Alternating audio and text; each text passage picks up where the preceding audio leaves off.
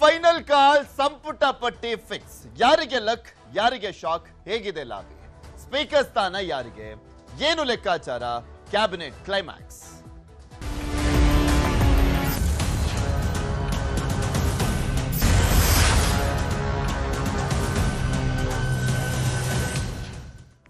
ಇಪ್ಪತ್ತು ಸ್ಥಾನ ಇದೆ ಸಚಿವ ಸಂಪುಟದಲ್ಲಿ ಫಿಲ್ ಮಾಡ್ಕೊಳ್ಳಿಕ್ಕೆ. ಆದ್ರೆ ಅದ್ಯಾವಾಗ ಅನ್ನುವಂತ ಪ್ರಶ್ನೆ ಹಾಗೆ ಕಾಡ್ತಾನೆ ಇದೆ. 20 ಸ್ಥಾನಗಳಿಗೆ 50ರಿಂದ 60 ಜನ ಸಚಿವ ಸ್ಥಾನದ ಆಕಾಂಕ್ಷಿಗಳು ಲಾಬಿಯನ್ನ ಮಾಡ್ತಾನೆ ಬರ್ತಾ ಇದ್ದಾರೆ. ಕಳೆದ ವಾರನೂ ಕೂಡ ಮುಖ್ಯಮಂತ್ರಿಗಳು, ಮಾಜಿ ಮುಖ್ಯಮಂತ್ರಿಗಳು, ಮತ್ತೊಂದ್ ಕಡೆ ಕೆಪಿಸಿಸಿ ಅಧ್ಯಕ್ಷರು ಎಲ್ಲರೂ ಕೂಡ ಹೋಗಿದ್ರು. ಆದ್ರೆ ತುರ್ತಾಗಿ ಮಲ್ಲಿಕಾರ್ಜುನ್ ಖರ್ಗೆ ಬೆಂಗಳೂರಿಗೆ ಬಂದಂತ ಹಿನ್ನೆಲೆಯಲ್ಲಿ ಅದು ಟೆಂಪರರಿಲಿ ಸ್ಟಾಪ್ ಆಗಿತ್ತು.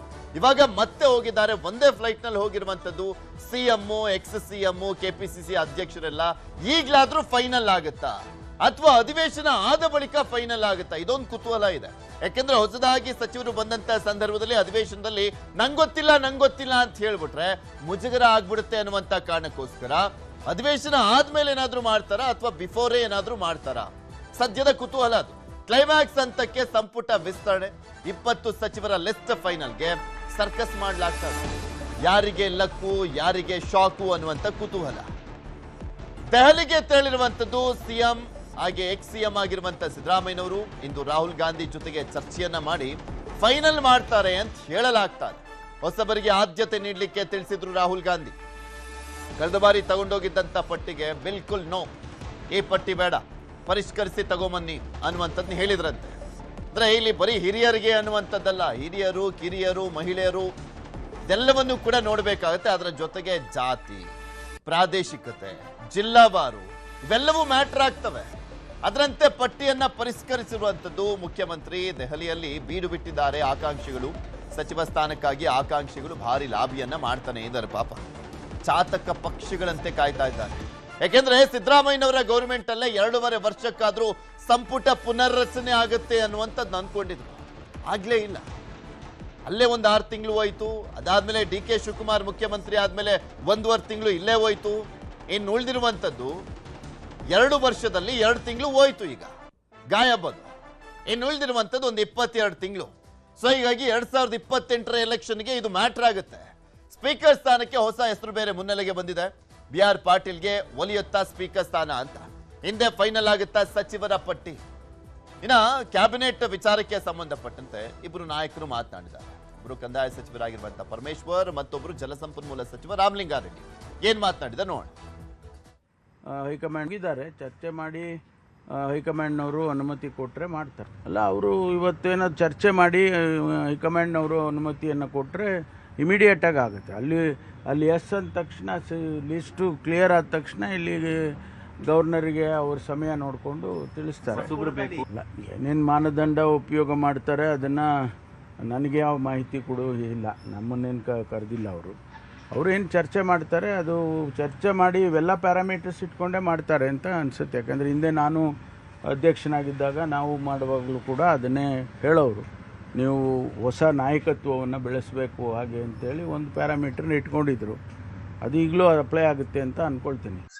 ಗಂಟು ಇದ್ದೇ ಇರುತ್ತೆ. ಯಾಕಂದರೆ ಆಕಾಂಕ್ಷೆಗಳು ಜಾಸ್ತಿ ಅಲ್ವಾ, ಸಹಜವಾಗಿ ಕಗ್ಗಟ್ಟಿರುತ್ತೆ. ಅದು ಎಲ್ಲದಕ್ಕೂ ಪರಿಹಾರ ಇದೆಯಲ್ಲ, ಹೋಗ್ತಾ ಇದ್ದಾರೆ ಅನ್ಸುತ್ತೆ ಸಿಎಂ. 25ಕ್ಕೆ ಆಗ್ಬೋದು.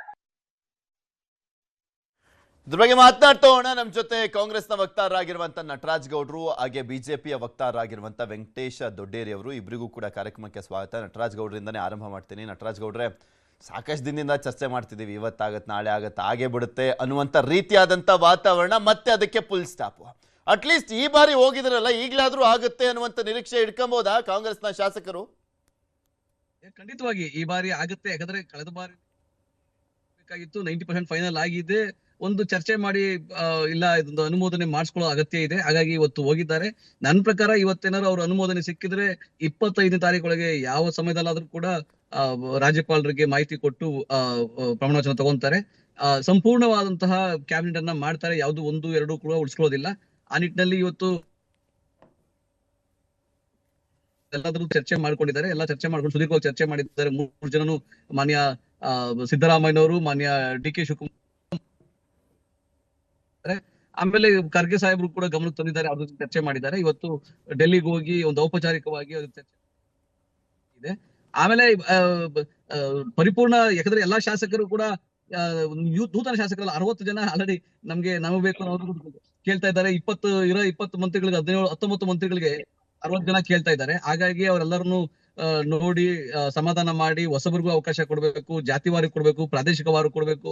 ಹಿರಿತನ, ಆಮೇಲೆ ಹಿರಿತನ ಅಂದ್ರೆ ಕೊಟ್ಟವ್ರಿಗೆ ಕೊಡ್ತಾನೆ ಇದ್ರೆ 5 ಬಾರಿ 6 ಬಾರಿ ಮಂತ್ರಿ ಆದವ್ರೆ ಮತ್ತೆ ಮಂತ್ರಿಗಳಾಗೋದ್ರಲ್ಲಿ ಏನು ಇದಿಲ್ಲ, ಹೊಸತನ ಬರೋದಿಲ್ಲ ಅಂತ ಹೇಳಿ ಹೊಸಬರಿಗೂ ಕೂಡ ಅವಕಾಶ ಕೊಡ್ಬೇಕು ಅಂತ ಮುಂಚೆಯಿಂದನೂ ಕೂಡ ಮಾನ್ಯ ಖರ್ಗೆ ಅವ್ರು ಹೇಳ್ತಾ ಇದ್ರು. ಹೊಸ ಯುವ ನಾಯಕತ್ವವನ್ನು ಬೆಳೆಸಿ ಒಂದು ಅವಕಾಶ ಈ ಬಾರಿ ಹೊಸಬರಿಗೂ ಅವಕಾಶ ಸಿಗುತ್ತೆ ಅನ್ನೋ ಒಂದು ಭರವಸೆ ಇದೆ. ಪರಿಪೂರ್ಣ ಕ್ಯಾಬಿನೆಟ್ ಬಾರಿ ಫಿಲ್ ಆಗುತ್ತೆ. ಹಾಗಾಗಿ ಮಾನ್ಯ ಮುಖ್ಯಮಂತ್ರಿಗಳು, ಯಾಕಂದ್ರೆ ಮಾನ್ಯ ಮುಖ್ಯಮಂತ್ರಿಗಳಿಗೆ ಕೆಲಸದ ಒತ್ತಡ ಜಾಸ್ತಿ ಆಗ್ಬಿಡ್ತದೆ. ಈಗ ಸಂಡೇನೂ ಕೂಡ ಅವ್ರು ಕೆಲಸ ಮಾಡ್ಬೇಕಾಗುವಂತ ಪರಿಸ್ಥಿತಿ. ಕ್ಯಾಬಿನೆಟ್ ಮಾಡಿದ್ರು ಸಂಡೇ, ಎಲ್ಲಾ ಜಿಲ್ಲಾಧಿಕಾರಿಗಳು ಮತ್ತೆ ಸಿಇಒಗಳು ಡಿಸಿಗಳ ಮೀಟಿಂಗ್ ತೆಗೆದುಕೊಂಡಿದ್ರು ಹೋಲ್ ಡೇ. ಸೊ ಆ ರೀತಿಯಾಗಿ ಕೆಲಸದ ಒತ್ತಡ ಜಾಸ್ತಿ ಇದೆ. ಯಾಕಂದ್ರೆ ಇಲ್ಲಿ ಮಳೆ ಕೊರತೆ ಆಗಿದೆ, ಕೃಷಿ ಇಲಾಖೆ ಮಂತ್ರಿಗಳಿಲ್ಲ. ಸೊ ಈ ತರ ಇದ್ದಾಗ ಅರ್ಜೆಂಟ್ ಆಗಿ ಬೇಕಾಗಿದೆ. ಮುಖ್ಯಮಂತ್ರಿಗಳೇ ಕೂಡ ಅದರೊಳಗೆ ಆತುರವಾಗಿದ್ದಾರೆ. ಶಾಸಕರಿಗೆ ಎಷ್ಟು ಕಾತರ ಇದೆಯೋ ಮುಖ್ಯಮಂತ್ರಿಗಳು ಅದೇ ಕಾತರ ಆಗಿದ್ದಾರೆ. ಹಂಗಾಗಿ ಇವತ್ತು ಫೈನಲ್ ಆಗಿ ಬಂದು ಈ 3 ದಿನದೊಳಗೆ ಅಥವಾ 24-25 ಇದು ಮಂತ್ರಿಮಂಡಲ ಸಂಪೂರ್ಣ ರಚನೆ ಆಗುತ್ತೆ ಅನ್ನೋ ಒಂದು ಭರವಸೆ ನಮ್ಗಿದೆ. Venkatesh sir, delay itself shows ಅಲ್ವಾ ತುಂಬಾ ಚಾಲೆಂಜಿಂಗ್ ಆಗಿ ಹೋಗ್ಬಿಟ್ಟಿದೆ ಅಂತ. ನಟರಾಜ್ ಗೌಡ್ರು ಯಾವಾಗಲೂ ಪಕ್ಷನ ಬಹಳ ಚೆನ್ನಾಗಿ ಬೆಂಬಲ ಮಾಡ್ಕೊಳ್ತಾರೆ, ಸಮರ್ಥನೆ ಮಾಡ್ಕೊಳ್ತಾರೆ. ಇವತ್ತು ರಾಜ್ಯ ಯಾವತ್ತೂ ಕಂಡರಿಯದಂತಹ ಒಂದು ಬರ ಪರಿಸ್ಥಿತಿಯನ್ನ ಕಾಣ್ತಾ ಇದ್ದೇವೆ ನಾವು. 175 ತಾಲೂಕುಗಳಿಗೆ ಹೆಚ್ಚು ಬರ ಬಂದಿದೆ. ರೈತರು ತಮ್ಮ ದನಕರುಗಳನ್ನ ಬಿಟ್ಟು ಬೇರೆ ಊರುಗಳಿಗೆ ಗುಳೆ ಹೋಗ್ತಿದ್ದಾರೆ. ಸುಮಾರು ಇನ್ನೂ 2,000 ಕೋಟಿ ರೂಪಾಯಿ ಹಣ ಅವ್ರಿಗೆ ಬರ್ಬೇಕಾಗಿತ್ತು, ಬಂದಿಲ್ಲ. ಅಕ್ಕಿ ಮತ್ತೆ ರಾಗಿ ಮತ್ತೆ ಜೋಳಕ್ಕೆ ಬರ್ಬೇಕಾಗಿತ್ತು, ಬಂದಿಲ್ಲ. ಸುಮಾರು 3,000 ಜನ ರೈತರ ಒಂದು ಆತ್ಮಹತ್ಯೆ ಮಾಡ್ಕೊಂಡಿದ್ದಾರೆ. ಮತ್ತೆ ಏನು ಈ ರಾಜ್ಯ ಸರ್ಕಾರಕ್ಕೆ ಆಗ್ಲಿ ಅಥವಾ ಒಂದು ಕೇಂದ್ರದ ಇವರ ಹೈಕಮಾಂಡ್ಗೆ ಈ ರಾಜ್ಯದ ಬಗ್ಗೆ ಯಾವುದೇ ರೀತಿಯಾದಂತ ಕಾಳಜಿ ಇಲ್ಲ. ಕಾರಣ ಇಷ್ಟು ದಿನ ತಡ ಆಗಿದ್ದು ಏನಕ್ಕಂತಂದ್ರೆ ಏನೋ ಮಹದತ್ ಕಾರ್ಯ ಮಾಡಕ್ಕಲ್ಲ. ಅವರ ನಾಯಕರಾದಂತ ರಾಹುಲ್ ಗಾಂಧಿ ಅವರು ವಿದೇಶಿ ಪ್ರವಾಸದಲ್ಲಿದ್ರು. ಆ ವಿದೇಶಿ ಪ್ರವಾಸದಿಂದ ಬರ್ಲಿ ಅಂತ ಒಂದ್ ದಿವಸ ಕಾಯ್ದ್ರು. ಬಂದ ಮೇಲೆ ಇವರು ಈ ಕಾಶ್ಮೀರಕ್ಕೆ ಸ್ವಾಯತ್ತತೆ ಕೊಡಕ್ಕೆ ಒಂದು ನೆಪ ಮಾಡ್ಕೊಂಡು ಬೇರೆ ಬೇರೆ ಫಸಲಾಯಿಸಿ ಆ ವಿಚಾರದಲ್ಲಿ ಆದ್ರು. ಕೊನೆಗೆ ಅಂತೂ ಇಂತೂ ಕುಂತಿ ಮಕ್ಕಳಿಗೆ ರಾಜ್ಯ ಇಲ್ಲ ಅಂತ ಹೇಳಿ ಇವ್ರಿಗೆ ನಮ್ಮ ರಾಜ್ಯದಲ್ಲಿರ್ತಕ್ಕಂತಹ ಜನರಿಗೆ ನ್ಯಾಯವಾದಂತಹ ಕೃಷಿ ಮಂತ್ರಿ ಇಲ್ಲ, ಮತ್ತೆ ಕಂದಾಯ ಮಂತ್ರಿಗಳು ಯಾವತ್ತು ನಮಗ್ ಗೊತ್ತಿಲ್ಲ, ನಮ್ಗೆ ತಿಳುವಳಿಕೆ ಇಲ್ಲ ಅಂತ ತಾವು ಹೇಳ್ತಾ ಇರೋದನ್ನ ತಾವು ಕಾಣ್ತಿದ್ದೀರಿ. ಸೊ ಹಾಗಾಗಿ ಏನೋ ನಾಮಕಾವಸ್ಥೆಗೆ ಇವರು ಒಂದು 5,500 ಕೋಟಿನ ಒಂದು ಜಿಲ್ಲೆಗೆ ಕೊಟ್ಟು ಅಷ್ಟಕ್ಕೆ ಅದನ್ನ ಮಾಡಿದ್ರು. ಅವ್ರು ಏನ್ ಹೇಳಿದ್ರು ಅಂದ್ರೆ, ನೀವು 5 ಕೋಟಿ ರಿಲೀಸ್ ಮಾಡಿದೀವಿ, ಆದ್ರೆ ಅದನ್ನ ಖರ್ಚು ಮಾಡ್ಬೇಕಾದ್ರೆ ನೀವು ಆರ್ಥಿಕ ಅಪ್ರೂವಲ್ ತಗೊಂಡು ಖರ್ಚು ಮಾಡ್ಬೇಕು ಅನ್ನೋ ಒಂದು ಆದೇಶವನ್ನ ಕೊಟ್ಟಿದ್ದಾರೆ. ಅಂದ್ರೆ ಕರ್ನಾಟಕದ ಆನೆಯಿಂದ ಸತ್ತಂತ ಕೇರಳದ ವ್ಯಕ್ತಿಗೆ ಇಮಿಡಿಯೇಟ್ ಆಗಿ 25 ಲಕ್ಷ ಕೊಡಿಸಿದಂತ ಈ ಒಂದು ಕರ್ನಾಟಕದಲ್ಲಿ ಇರ್ತಕ್ಕಂಥ ಕಾಂಗ್ರೆಸ್ ಸರ್ಕಾರ ಮತ್ತು ಕಾಂಗ್ರೆಸ್ನ ಹೈಕಮಾಂಡ್ ಈ ರಾಜ್ಯದ 7.5 ಕೋಟಿ ಜನಸಂಖ್ಯೆ ಇರ್ತಕ್ಕಂಥ ಈ ಕರ್ನಾಟಕ ರಾಜ್ಯದ ಬಗ್ಗೆ ಯಾವುದೇ ಸಮಯ ಇಲ್ಲ. ಏನಾಗ್ತಿದೆ ಇವತ್ತು ನಿಮಗೆ ಗೊತ್ತಲ್ಲ. ಇವತ್ತು ಯಾವುದೇ ರಾಜ್ಯದಲ್ಲಿ ಈ ರಾಜ್ಯದ ಯಾವುದೇ ಒಂದು ಜಿಲ್ಲೆಗಳಲ್ಲಿ ಜಿಲ್ಲಾ ಉಸ್ತುವಾರಿ ಮಂತ್ರಿಗಳು ಹೋಗಿ ಅಲ್ಲಿ ಪ್ರಗತಿ ಪರಿಶೀಲನೆ ಮಾಡ್ಲಿಲ್ಲ, ಬರ ಅಧ್ಯಯನ ಮಾಡ್ಲಿಲ್ಲ, ಬರ ಪ್ಲೇಸ್ಗೆ ಹೋಗ್ಲಿಲ್ಲ, ತಾಲೂಕಿಗೆ ಹೋಗ್ಲಿಲ್ಲ. ಇವರು ಎಲ್ಲ ಹೋಗಿ ಡೆಲ್ಲಿಲಿ ಕೂತಿದ್ದಾರೆ. ಇಲ್ಲಿ ನಮ್ಮ ಜನ ನೀರು, ಆಹಾರ, ಮೇವು, ಕರುಗಳಿಗೆ ಮೇವು ಇಲ್ದಲೆ ಸಾಯ್ತಿದ್ದಾರೆ. ಇವ್ರಿಗೆ ಅಲ್ಲಿ ಹೋಗಿ ಅಧಿಕಾರ ತಗೊಂಡ್ ಬರೋದೇ ಇಂಪಾರ್ಟೆಂಟ್. ಆದ್ರೆ ನಮ್ಮ ಜನರನ್ನ ನೋಡ್ಕೊಳ್ಳುವಂಥದ್ದು ಏನಿದೆ ಇವರಿಗೆ? ಏನಾಗಿದೆ? ಅತಿವೃಷ್ಟಿ. ಈಗ ಯಡಿಯೂರಪ್ಪಾಜಿ ಅವರು ಕೂಡ ಹೇಳ್ಬೋದು, ನಮ್ಮ ನಟರಾಜ್ ಗೌಡ್ರು ಯಡಿಯೂರಪ್ಪನವರು ಕೂಡ 45 ದಿವಸ 30 ದಿವಸ ಅವರು ಒಬ್ಬರೇ ಮುಖ್ಯಮಂತ್ರಿ ಮಾಡ್ಲಿಲ್ವಾ ಕೆಲಸನ, ಬಿಜೆಪಿನವರು ಹಾಗೆ ಅಂತ. ಅವ್ರು ಮಾಡಿದ ಕೆಲಸದಲ್ಲಿ ಏನ್ ಮಾಡಿದ್ರು ಗೊತ್ತಾ? ಅತಿವೃಷ್ಟಿಯಿಂದ ಆದಂತ ಒಂದು ಜನರಿಗೆ 1 ಲಕ್ಷ ಇದ್ದಂತ ಮನೆಗಳನ್ನ ಕೂಡಲೇ 5 ಲಕ್ಷಕ್ಕೆ ಮಾಡಿದ್ರು. 50,000 ರಿಂದ 40,000 ರೂಪಾಯಿ ಇಮಿಡಿಯೇಟ್ ಆಗಿ ಒಂದು ಮನೆಗಳಿಗೆ ಒಂದು ರೈತರಿಗೆ ಕೊಡುವಂತ ಕೆಲಸ ಮಾಡಿದ್ರು. ರೈತರ ಬಜೆಟ್ ಮಾಡಿದ್ರು. ಇವ್ರು ರೈತರ ಮಗ ಅಂತ ಹೇಳ್ಕೊಳ್ತಕ್ಕಂಥ ಮುಖ್ಯಮಂತ್ರಿಗಳು ಇವತ್ತು ಇದ್ರ ಬಗ್ಗೆ ಯಾವ್ದು ಕಾಳಜಿನೇ ವಹಿಸ್ತಾ ಇಲ್ವಲ್ಲ. ಯಾಕೆ ವಹಿಸ್ತಾ ಇಲ್ಲ? ಕಾಳಜಿ ವಹಿಸ್ತಾ ಇಲ್ಲ, ಹೇಳ್ಬೇಕಲ್ಲ ಇವ್ರಿಗೆ. ಇದು ಕರ್ನಾಟಕ ರಾಜ್ಯ ಒಂದು ATM ತರ ಅಷ್ಟೇ. ಮೊದ್ಲಿಂದನೂ ಕೂಡ ಅದು ನಮ್ಗೆ ಪ್ರತೀತಿ. ಮೊದಲಿಂದನೂ ಕೂಡ ಕರ್ನಾಟಕ ಯಾವತ್ತೂ ಕೂಡ ಈ ATM ಯಾಕೆಂದ್ರೆ ಇಲ್ಲಿರ್ತಕ್ಕಂಥ ಕಾಂಗ್ರೆಸ್ ಅಲ್ಲಿ ಮೊದಲಿಂದ ಕೂಡ. ಹಾಗಾಗಿ ಈ ರಾಜ್ಯದ ಜನರ ಭಾವನೆಯನ್ನು ತಿಳ್ಕೊಳ್ಳುವಂತ ಕೆಲಸ ನಟರಾಜ್ ಗೌಡ್ರೆ, ಡಿಲೇ ಆದಷ್ಟು ವೆಂಕಟೇಶ್ ದೊಡ್ಡೇರಿ ಅವರು ಹೇಳ್ತಾ ಇರುವಂತ ಆರೋಪ ಈಸ್ ರೈಟ್ ಅಷ್ಟೇ. ಡಿಲೇ ಆದಷ್ಟು ಹಂಗ್ ಬರುತ್ತೆ ಆರೋಪಗಳು. ಅದೇ ಇರೋದು ವಾಸ್ತವ. ಈಗ ಡಿಲೇ ಆಗಿದ್ದಕ್ಕೆ ತಕ್ಷಣ ಏನಾಗಿತ್ತು ಅಂದ್ರೆ, ಬಿಜೆಪಿನಲ್ಲಿ ಸರ್ಕಾರ ಇದ್ದಾಗ, ಮನೆ ಯಡಿಯೂರಪ್ಪನವ್ರು ಇದ್ದಾಗ ಕೇಂದ್ರ ಸಚಿವರು ಬರ್ತಾ ಇದ್ರು, ಬಹಳ ಉಸ್ತುವಾರಿಗಳು ಬರ್ತಾ ಇದ್ರು. ಅವ್ರು ಅದನ್ನ ATM ಲೂಟಿಎಂ ಎಲ್ಲ ಮಾಡ್ಕೊಂಡು ತಗೊಂಡೋಗಿದ್ರು. ಅದನ್ನ ಕಣ್ಣಾರೆ ಎಲ್ಲರೂ ನೋಡಿದ್ದಾರೆ, ಇಡೀ ರಾಜ್ಯ ನೋಡಿದೆ. ಸೊ ಹಾಗಾಗಿ ಅದನ್ನ ಇವರು ಇನ್ನೊಬ್ಬರ ಮೇಲೆ ಹಾಕ್ತಾರೆ. ಅದು ಅಸಮಂಜಸ. ಅದನ್ನ ನಾನು ಸ್ಪಷ್ಟವಾಗಿ ಹೇಳ್ತಾ ಇದ್ದೀನಿ. ಹೌದು, ರೈತರ ಸಮಸ್ಯೆ ಇದೆ, ಮಳೆ ಬಂದಿಲ್ಲ. ಆದರೆ ಇಡೀ ರಾಜ್ಯದಲ್ಲಿ ಒಂದೇ ಒಂದು ರೈತರಿಗೆ ಕೂಡ ಸಮಸ್ಯೆ ಆಗ್ಲಿಕ್ಕೆ ಈ ಸರ್ಕಾರ ಬಿಟ್ಟಿಲ್ಲ. ಕುಡಿಯೋ ನೀರಿಗಾಗ್ಬೋದು, ಮೇವಿಗಾಗ್ಬೋದು, ನಟರಾಜ್ ಗೌಡ್ರೆ ಇದು ಬೇಡ. ಒಬ್ರೇ ಒಬ್ರು ರೈತರಿಗೆ ಸಮಸ್ಯೆ ಆಗ್ಲಿಕ್ಕೆ ಸರ್ಕಾರ ಬಿಟ್ಟಿಲ್ಲ ಅನ್ನುವಂಥದ್ದು ಬೇಡ. ನೀವು ಬಿಜೆಪಿ ಅವ್ರಿಗೆ ಉತ್ತರ ಕೊಡಕ್ ಹೋಗಿ ನಮ್ಮ ಹತ್ರನೇ ಹೇಳಕ್ ಹೋಗ್ಬೇಡಿ. ಈ ಮಾತುಗಳು ಬೇಡ. ನೋಡಿದೀವಿ, ಪ್ರತಿದಿನ ನೋಡ್ತಾ ಇದೀವಿ ಯಾವ್ಯಾವ ರೀತಿಯ ಸಮಸ್ಯೆ ಎದುರಿಸ್ತಾ ಇದಾರೆ ಅನ್ನುವಂಥದ್ದು ನೋಡ್ತಾ ಇದೀವಿ. ಅಂದ್ರೆ ಸಚಿವರು ಆದ ತಕ್ಷಣ ಸಮಸ್ಯೆ ಕ್ಲಿಯರ್ ಆಗುತ್ತೆ ಅಂತಲ್ಲ ಸ್ವಾಮಿ. ಇಲ್ಲಿ ಸಚಿವರು ಆದ ತಕ್ಷಣ ಪ್ರತಿಯೊಬ್ಬರು ಸಮಸ್ಯೆ ಕ್ಲಿಯರ್ ಮಾಡ್ತಾರೆ ಅಂತಲ್ಲ. ಬಟ್ ಅಲ್ಲಿ ಅಧಿಕಾರಿಗಳು ಎಚ್ಚೆತ್ಕೊಳ್ತಾರೆ, ಬಿಸಿ ಮುಟ್ಟಿರುತ್ತೆ ಅಂತ ಸಚಿವರಿದ್ರೆ. I agree Prithvi, I agree. ಅದಕ್ಕೋಸ್ಕರನೇ ಮಾನ್ಯ ಮುಖ್ಯಮಂತ್ರಿಗಳೇ ಖುದ್ದಾಗಿ ಕೃಷಿ ಇಲಾಖೆಗೆ ಮುತುವರ್ಜಿ ವಹಿಸಿ ಕಂದಾಯ ಇಲಾಖೆ, ಕೃಷಿ ಇಲಾಖೆ ಮತ್ತೆ ಗ್ರಾಮೀಣಾಭಿವೃದ್ಧಿ, ಲೋಕೋಪಯೋಗಿ ಮತ್ತೆ ನಗರಾಭಿವೃದ್ಧಿ ಇಲಾಖೆಗಳನ್ನ ಸಂಯೋಜನೆ ಮಾಡಿ ಯಾವುದೇ ರೀತಿಯ ಒಬ್ಬ ರೈತರಿಗೆ ತೊಂದರೆ ಆಗದಂಗೆ ಕುಡಿಯೋ ನೀರ್ ಆಗ್ಬೋದು, ಜಾನುವಾರು ಮೇವು ಆಗ್ಬೋದು, ಬಿತ್ತನೆ ಬೀಜ ಆಗ್ಬೋದು, ರಸಗೊಬ್ಬರ ಆಗ್ಬೋದು, ಯಾರಿಗೂ ತೊಂದರೆ ಆಗದಂಗೆ ನಿಮ್ಗೆ ಹೋಗಿ ನಿಮ್ ಕೇಳ್ಕೊಂಬನ್ನಿ. ನಿಮ್ಮ ಶಾಸಕರ ಈಚೆಗೆ ಬಂದು ಕೇಳಿ. ಒಬ್ಬ ಶಾಸಕ ಯಾವನಾರು ಬಿಜೆಪಿ ಶಾಸಕ ಇಲ್ಲಿ ನಮ್ಮೂರಲ್ಲಿ ಈ ಪಂಚಾಯತಿಲಿ ಈ ತರ ತೊಂದರೆ ಆಗಿ ಅಂತ ಹೇಳಿರುತ್ತೆ, ಒಬ್ಬ ಶಾಸಕ ತಗೊಂಬನ್ನಿ. ಸುಮ್ನೆ ಹೇಳದ ಕೇಳಿ. ನಾವು ನಿಮ್ಮ ಕ್ಷೇತ್ರಗಳು ನಾವೇ ಕೆಲಸ ಮಾಡ್ತಾ ಇದೀವಿ.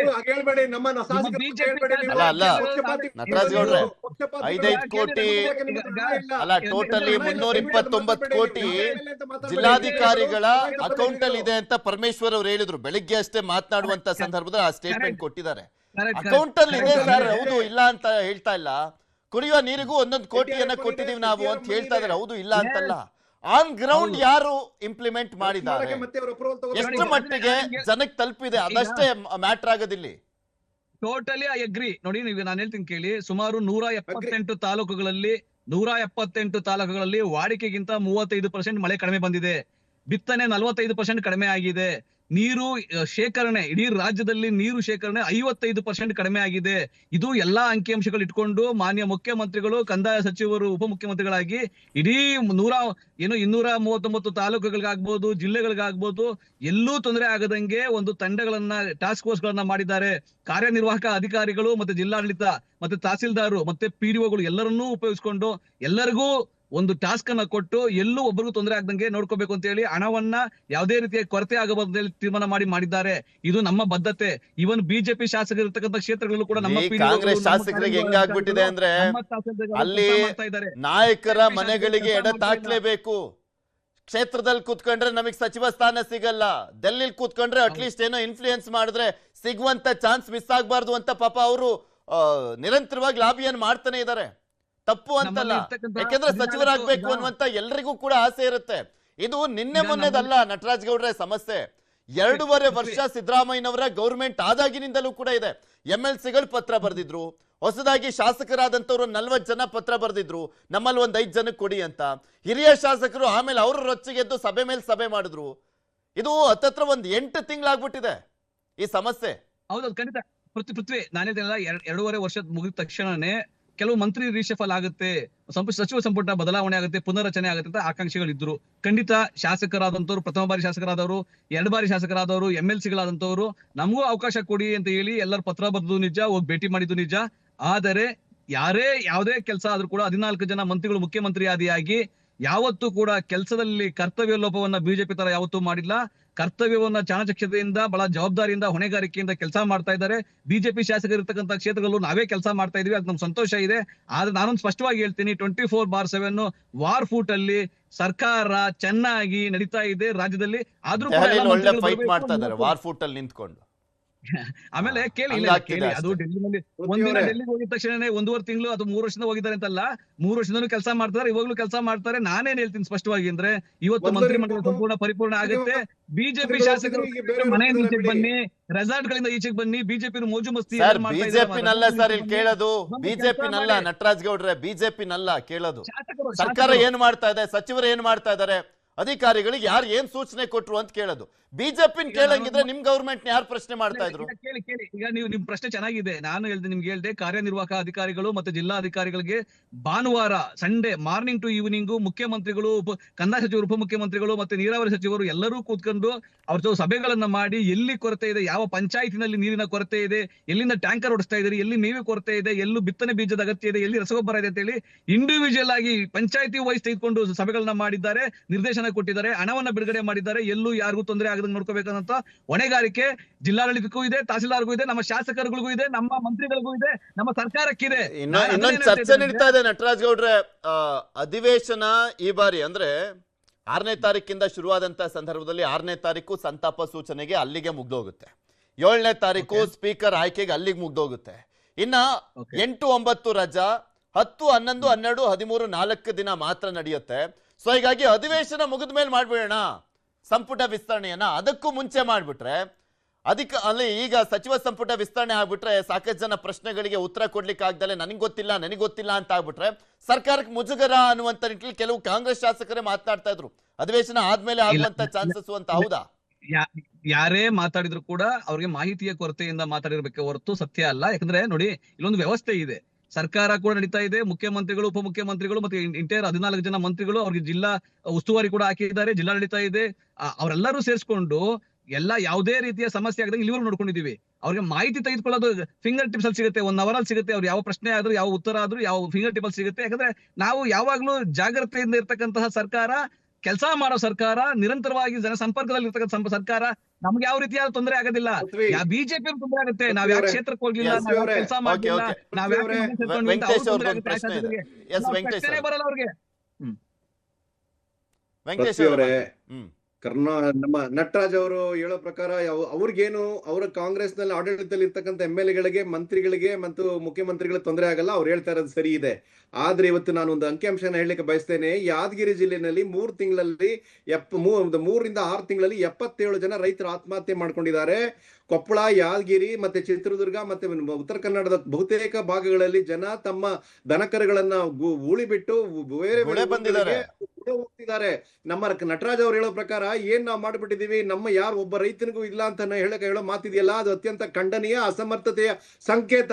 ನಾನು ಹೇಳ್ತೀನಿ, ಯಾಕೆ ಸಮಸ್ಯೆ ಬರ್ತಾ ಇಲ್ಲ ಅಂತ ಒಂದ್ ಅರ್ಥ ಅಂದ್ರೆ ಪಾಪ ಬಿತ್ತನೆ ಮಾಡ್ಲಿಕ್ಕೆ ಆಗಿಲ್ಲ, ಇನ್ನೆಲ್ಲಿಂದ ಸಮಸ್ಯೆ ಅಂತ ಬಿತ್ತನೆ ಮಾಡ್ಲಿಕ್ಕೆ ಆಗಿಲ್ಲ ಪಾಪ ಅವ್ರಿಗೆ. ಸಾರ್, ತಾವು ಬಿತ್ತನೆ ಬೀಜ ಬರ್ಲಿಲ್ಲ, ಬಿತ್ತನೆ ಬೀಜ ಹಾಕಿ ಸ್ಥಿತಿಲಿದ್ದಾನೆ ಇವ್ರಿಗೆ. ನಟರಾಜ್ ಗೌಡ್ರೆ ನಾನು ಮಾತಾಡಕ್ ಬಿಡಿ, ಹೇಳ್ತೀನಿ. ಒಂದೇ ನಿಮಿಷ ನಟರಾಜ್ ಗೌಡ್ರೆ. ನೋಡಿ, ಕರ್ನಾಟಕದಲ್ಲಿ ಇರ್ತಕ್ಕಂತ ಆಡಳಿತ ಪಕ್ಷ ಇವತ್ತು ಬಿಡದಿಯ ರೈತರ ಜೀವನವನ್ನ ಕಸಿದುಕೊಳ್ಳಕ್ಕೆ, ಅವರ ನೋವಿನ ಸಮಾಧಿಯ ಮೇಲೆ ಈ ಸ್ವರ್ಗವನ್ನ ಕಟ್ಲಿಕ್ಕೆ ಕೊಟ್ಟಿರ್ತಾರಲ್ಲ ರಿಯಲ್ ಎಸ್ಟೇಟ್ ಸರ್ಕಾರ. Mister, please allow me to speak. ಈ ಒಂದು ಮಾಡ್ತಕ್ಕಂಥ Nataraj, please please please please this is my chance.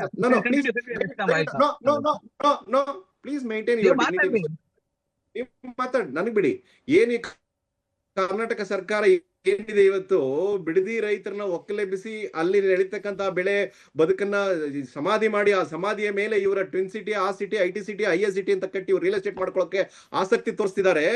ಆಸಕ್ತಿ ತೋರ್ಸ್ತಕ್ಕಂತ ಒಂದು ಆಸಕ್ತಿನ ಈ ಕರ್ನಾಟಕದ ಜನರತ್ತಲ್ಲಿ ಇರ್ತಕ್ಕಂಥ ರೈತರ ಬವಣೆಗೆ ತೋರಿಸಿದ್ರೆ ನಮ್ಗಾಗ್ತಿತ್ತು. ನಂಬರ್ 1. ನಂಬರ್ 2, ಇವ್ರು ಏನು ಭಾರತ ಜೋಡೋ ಅಂತ ಹೇಳಿ ಕಾಂಗ್ರೆಸ್ ಕಾರ್ಯಕರ್ತರಿಗೆ ರಿಹಾಬಿಲಿಟೇಷನ್ ಮಾಡಿ ಗಂಜಿ ಕೇಂದ್ರ ಮಾಡಕ್ ಹೋಗಿ 250 ಕೋಟಿ ರೂಪಾಯಿಗಳನ್ನ ಈ ಒಂದು ಗ್ರಾಮ ಪಂಚಾಯತಿಗಳು ಕೊಡ್ತಾ ಇದ್ದಾರೆ. ಆ ಹಣವನ್ನ ಅಲ್ಲಿ ಸ್ಥಳೀಯವಾಗಿ ಕೊಟ್ಟು ಹಣನ ಮಾಡ್ಲಿಕ್ಕೆ ಒಂದು ಸಾಧ್ಯ ಆಗ್ತಿತ್ತು. ಮೊದಲೇ ಆ ಹಣನಾದ್ರೂ ಕೊಡ್ಬೋದಾಗಿತ್ತು, 250 ಕೋಟಿ ಕೊಡ್ಬೋದಾಗಿತ್ತು. ಅಥವಾ 2025 ಮಾರ್ಚ್ ಮತ್ತೆ ಏಪ್ರಿಲ್ ತಿಂಗಳಲ್ಲಿ ಈ ಮಹಿಳೆಯರಿಗೆ ಕೊಡಬೇಕಾದ ಶಕ್ತಿ ಹಣದ 5,000 ಕೋಟಿ ರೂಪಾಯಿ ಹಣ ಎಲ್ಲೋಯ್ತು ಅಂತ ಗೊತ್ತಿಲ್ವಲ್ಲ. ಆ ಹಣನಾದ್ರೂ ಈ ರೈತರಿಗೆ ಮಾಡಿದ್ರೆ ಈ ನಮ್ಮ ಕರ್ನಾಟಕ ರಾಜ್ಯದ ರೈತರ ಬದುಕು ಬಸನಾಗ್ತಾ ಇತ್ತು. ಆದ್ರೆ ಈ ಒಂದು ಆಡಳಿತ ಮಾಡ್ತಕ್ಕಂಥ ಕರ್ನಾಟಕ ರಾಜ್ಯ ಸರ್ಕಾರಕ್ಕೆ ಈ ರಾಜ್ಯದ ಜನರ ಬಗ್ಗೆ ಯಾವುದೇ ರೀತಿಯಾದಂತ ಕಾಳಜಿ ಇಲ್ಲ. ರೈತ ವಿರೋಧಿ ಸರ್ಕಾರ ಇದು. ರೈತರಿಗೆ ಬಿತ್ತನೆಯಿಂದ ಇವತ್ತು ಒಣಗೋಗಿ ಆಕಾಶ ನೋಡ್ತಾ ರೈತರು ಪ್ರಾಣವನ್ನು ಕಳ್ಕೊಳ್ಳಿದ್ದಾರೆ. ಆದ್ರೆ ಇವತ್ತು ಬಿಡದಿ ನಾವು ಟೌನ್ಶಿಪ್ ಮಾಡ್ತೀವಿ, ಅಂಡರ್ ಟನಲ್ ಮಾಡ್ತೀವಿ, ಆಮೇಲೆ ಕಸಕ್ಕೆ ರಾಮ್ಕಿ ಗ್ರೂಪ್ಗೆ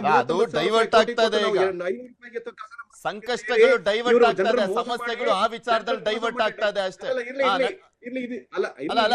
ರಾಜ್ಯದ ಸಮಸ್ಯೆ ಮಾಡ್ತಾ ಇರ್ತಕ್ಕಂಥ ಇವರು ಅಲ್ಲ ನೀವ್ ಹೇಳಿದ್ ಕರೆಕ್ಟ್.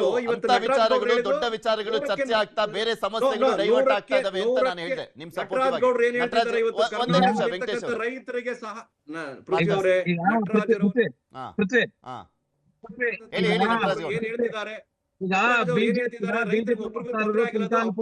ಏನ್ ಕುಂತಾ ಇದ್ದಾರಲ್ಲ, ಇದಕ್ಕೆ ನಾನು ಒಂದೇ ಒಂದು ಸ್ಪಷ್ಟನೆ ಕೊಟ್ಬಿಡ್ತೀನಿ. ಯಾಕಂದ್ರೆ ಮಾನ್ಯ ಯಡಿಯೂರಪ್ಪನವರು ಮುಖ್ಯಮಂತ್ರಿ ಆಗಿದ್ರು ಮೇ 18, 2020. ಮೇ 18, 2020 ಮಾನ್ಯ ಮುಖ್ಯಮಂತ್ರಿ ಯಡಿಯೂರಪ್ಪನವರು ಈ ಬಿಡದಿ ಯೋಜನೆಯನ್ನ ನಾವು ಮಾಡೇ ತೀರ್ತೀವಿ, 9,000 ಎಕರೆ ನಮ್ಗೆ ಅಗತ್ಯ ಇದೆ, ನಾವು ಕೈಗಾರಿಕೆ ವಸತಿ ಸಮುಚ್ಚಯ ಮತ್ತೆ ಇಂಡಸ್ಟ್ರಿ ಕಾರಿಡಾರ್ ಮಾಡ್ಬೇಕು, ನಾವು ಬೇಕೇ ಬೇಕು ಅಂತ ಹೇಳಿ ಅಧಿಸೂಚನೆಯನ್ನ ಹೊರಡಿಸಿರ್ತಕ್ಕಂಥದ್ದು, ಮಾಹಿತಿ ಇರ್ತಕ್ಕಂಥದ್ದು. ಬಿಜೆಪಿ ಕೊರತೆ ಇದ್ರೆ ನಾನು ಕೊಡ್ತೀನಿ. ಅದನ್ನ ನಾವು ಸಮಯದ ಅಭಾವ ಇದೆ ನಟರಾಜ್ ಗೌಡ್ರೆ. ಓಕೆ, ಬಿಡದಿ ವಿಚಾರ ಬಿಟ್ಬಿಡಿ, ಅದು ಮತ್ತೆ ಡೈವರ್ಟ್ ಆಗ್ಬಿಡುತ್ತೆ. ಪಾಪ ತುಂಬಾ ದಿನದಿಂದ ಕಾಯ್ತಾ ಇದಾರಲ್ಲ ಹಿರಿಯರು ಕಿರಿಯರು ಜೆನ್ಸಿ ಅದು ಇದು ಅನ್ನುವಂಥದ್ನೆಲ್ಲ ಮಾತಾಡ್ತೀವಲ್ಲ. ಈಗ ತುಂಬಾ ಹಿರಿಯರ ಪಟ್ಟಿ ಎಲ್ಲ ಹೋಗ್ಬಿಟ್ಟಿತ್ತು, ಅದಕ್ಕೆ ಪರಿಷ್ಕರಣೆ ಮಾಡ್ಕೊಂಡು ಬನ್ನಿ ಅಂತ ಕಳ್ಸಿದ್ರಂತೆ ರಾಹುಲ್ ಗಾಂಧಿ ಅವರು. ಸೊ ಅಟ್ಲೀಸ್ಟ್ ಈ ಬಾರಿ 60-40 ಅನುಪಾತ ಅಂತ ಹೇಳಲಾಗ್ತಾ ಇದೆ. ಹಿರಿಯರಿಗೆ ಒಮ್ಮೆ, ಮತ್ತೊಂದ್ ಕಡೆ 40% ಕಿರಿಯರಿಗೆ, ಮತ್ತೊಂದ್ ಕಡೆ ಮಹಿಳೆಯರಿಗೂ ಒಂದು ಸ್ಥಾನ ಎಕ್ಸ್ಟ್ರಾ ಕೊಡ್ಬೋದೇನೋ ಅಂತ ನಿರೀಕ್ಷೆಗಳಿದಾವೆ. ನಿಜ ಆಗ್ಬೋದಾ ಅಂತ? ಈಗ ಖಂಡಿತವಾಗಿ ಹೊಸವರ್ಗೂ ಕೂಡ ಅವಕಾಶ ಆಗ್ಬೇಕು, ಹೊಸ ತಲೆಮಾರಿನ ಜನ ಬರಬೇಕು, ಯುವಕರಿಗೆ ಆದ್ಯತೆ ಇನ್ಯಾವ ಕೊಟ್ಟವ್ರಿಗೆ ಕೊಡ್ತಾ ಇರೋ 4 ಬಾರಿ 5 ಬಾರಿ ಕೊಡ್ತಾ ಇರೋ ಹೊಸಬರಿಗೆ ಯಾವಾಗ ಅವಕಾಶ ಕೊಡುವಂಥದ್ದು. ಹಾಗಾಗಿ ಹೊಸ ಶಾಸಕರುಗಳಿಗೆ 2 ಬಾರಿ 3 ಬಾರಿ ಆದ ಶಾಸಕರಿಗೂ ಅವಕಾಶ ಕೊಡಬೇಕು, ಮತ್ತೆ ಕಾಂಬಿನೇಷನ್ ಮಾಡ್ಬೇಕು. ಯಾರು ಸೀನಿಯಾರಿಟಿ ಇದ್ದಾರೆ ಮತ್ತೆ ಜೂನಿಯರ್ಗಳಿದ್ದಾರೆ ಎಲ್ಲರಿಗೂ ಕಾಂಬಿನೇಷನ್ ಮಾಡ್ಬೇಕು. ಹಂಗಾಗಿ ಮಹಿಳೆಯರಿಗೆ ಪ್ರಾತಿನಿಧ್ಯತೆ, ಅಲ್ಪಸಂಖ್ಯಾತರಿಗೆ ಪ್ರಾತಿನಿಧ್ಯತೆ, ಎಲ್ಲಾ ಜಾತಿ ಜನಾಂಗಗಳು ಏನು ಪ್ರಾದೇಶಿಕವಾರು ಜಾತಿವಾರು ಪ್ರಾತಿನಿಧ್ಯತೆ ಅದು ಕೊಡ್ತಾರೆ ಅನ್ನೋ ಭರವಸೆ ನಮಗಿದೆ. ಖಂಡಿತವಾಗಿ ಆಗುತ್ತೆ. ಯಾಕಂದ್ರೆ ರೈತರು ಈಗ ಬಿಜೆಪಿ ಹೋಗ್ತಾ ಇರೋ ರೈತರ ಆತ್ಮಹತ್ಯೆ ನಂಬರ್ 1 ಮಹಾರಾಷ್ಟ್ರ. ಇವತ್ತು ಬಿಜೆಪಿ ಸರ್ಕಾರದಲ್ಲಿ ರೈತರ ಆತ್ಮಹತ್ಯೆ 3,800 ಜನ ಆತ್ಮಹತ್ಯೆ ಮಾಡ್ಕೊಂಡಿರ್ತಕ್ಕಂಥದ್ದು. ಸೊ ಹಾಗಾಗಿ ಅವರು ನಮ್ಗೆ ಹೇಳೋದು ಬೇಡ, ಇಡೀ ದೇಶದಲ್ಲಿ ಮೋದಿ ಅವರು ಕರ್ನಾಟಕಕ್ಕೆ ಇಷ್ಟ ಆರ್ಥಿಕವಾಗಿ ಬೇಡ. ಈಗ ಸಚಿವ ಸಂಪುಟದ ಆರ್ಥಿಕವಾಗಿ ಅನ್ಯಾಯ 2 ನಿಮಿಷ ಇದೆ. ಅದಕ್ಕೋಸ್ಕರ ಯಾರು ಗೊತ್ತಾ, ಇಲ್ಲಿ 20 ಸ್ಥಾನ ಖಾಲಿ ಇದೆ. ಈಗಿರುವಂತಹ ಸಚಿವರ ಪಟ್ಟಿ ನೋಡಿದ್ರೆ ನಟರಾಜ್ ಗೌಡ್ರೆ, ಬರೀ 8 ಜಿಲ್ಲೆಗಳಿಗೆ ಅಷ್ಟೇ ಆದ್ಯತೆ ಕೊಡ್ಲಾಗಿರೋದು. 8 ಜಿಲ್ಲೆಗಳಿಗೆ ಅಷ್ಟೇ ಆದ್ಯತೆ ಇದೆ. ಎಷ್ಟೋ ಕಡೆ ಚಿಕ್ಕಮಂಗ್ಳೂರಲ್ಲೆಲ್ಲ ಯಾವಾಗ್ಲೂ ಬಿಜೆಪಿ ಅಲೆ ಇರ್ತಾ ಇತ್ತು. ಅಲ್ಲಿ 4 ಕಾಂಗ್ರೆಸ್ ಶಾಸಕರು ಗೆದ್ದಿದ್ದಾರೆ. ಹಾವೇರಿಲಿ 6 ಕಾಂಗ್ರೆಸ್ನ ಶಾಸಕರು ಗೆದ್ದಿದ್ದಾರೆ. ಹಾಸನದಲ್ಲಿ ಒಬ್ರು ಗೆದ್ದಿದ್ದಾರೆ. ತುಂಬಾ ಕಷ್ಟಪಟ್ಟು ಕೆಲವು ಕಡೆ ಗೆದ್ದಿದ್ದಾರೆ. ಕೋಲಾರ, ಚಿಕ್ಕಬಳ್ಳಾಪುರ ಇಲ್ಲೆಲ್ಲ ಇನ್ನೂ ಕೊಟ್ಟೇ ಇಲ್ಲ ಸಚಿವ ಸ್ಥಾನಗಳನ್ನ. ಅದನ್ನೆಲ್ಲ ಬ್ಯಾಲೆನ್ಸ್ ಮಾಡ್ಬೇಕಾಗಿದೆ. ಸಚಿವ ಸ್ಥಾನ ಕೊಟ್ಟಾದ್ಮೇಲೆ ಹೆಂಗೆ ಅನ್ನುವಂಥದ್ದೇ ಸವಾಲು ಅನ್ಸುತ್ತೆ ಕಾಂಗ್ರೆಸ್ಗೀಗ. ಈಗ ಏನಾಗಿದೆ ಅಂದ್ರೆ ನೋಡಿ, 30 ಜಿಲ್ಲೆಗಳಲ್ಲಿ ಆಯ್ಕೆ ಆಗಿದ್ದಾರೆ, 140 ಶಾಸಕರಿದ್ದಾರೆ. ವೆಂಕಟೇಶ್ ಯಾವ ಸಮ್ ಡೆಕೋರಂ ಪ್ಲೀಸ್. ನಾನು ಹೇಳ್ತಾ ಇದ್ದೀನಿ, 30 ಜಿಲ್ಲೆಗಳಲ್ಲಿ ನಮ್ಮಲ್ಲಿ 140 ಶಾಸಕರು ಗೆದ್ದಿದ್ದಾರೆ. ಎಲ್ಲರೂ ಅರ್ಹರಿದ್ದಾರೆ ಹಂಗಂತ ಹೇಳಿ ಎಲ್ಲರಿಗೂ ಶಾಸಕರು ಕೊಡಕ್ ಸಾಧ್ಯ, ಎಲ್ಲರಿಗೂ ಕೂಡ ಮಂತ್ರಿ ಕೊಡಕ್ ಸಾಧ್ಯ ಆಗೋದಿಲ್ಲ. ಆದರೆ ಬೆಂಗಳೂರಿನಲ್ಲಿ 1.5 ಕೋಟಿ ಪಾಪ್ಯುಲೇಷನ್ ಇದೆ.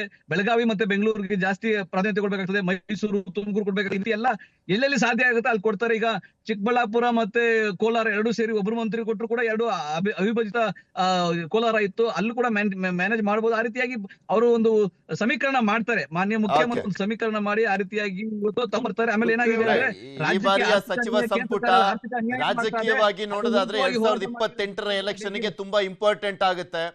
ಸ್ವಲ್ಪ ಹೆಚ್ಚು ಕಮ್ಮಿ ಆದ್ರೂ ಕೂಡ ಅದು ದೊಡ್ಡ ಹೊಡೆತಗಳೇ ಕೊಡುವಂತ ಚಾನ್ಸಸ್ ಇರುತ್ತೆ. ಮಂತ್ರಿಗಳ ವಿಚಾರದಲ್ಲಿ ಸರ್ಕಾರಕ್ಕೆ ಕಪ್ಪು ಚುಕ್ಕೆ ಬರುವಂತ ಚಾನ್ಸಸ್ ಇರುತ್ತೆ. ಕಾದೋಣ ಯಾವ ರೀತಿಯಾಗಿ ಇದನ್ನ ಸಂಪುಟ ವಿಸ್ತರಣೆ ಮಾಡಲಾಗುತ್ತೆ ಅಂತ.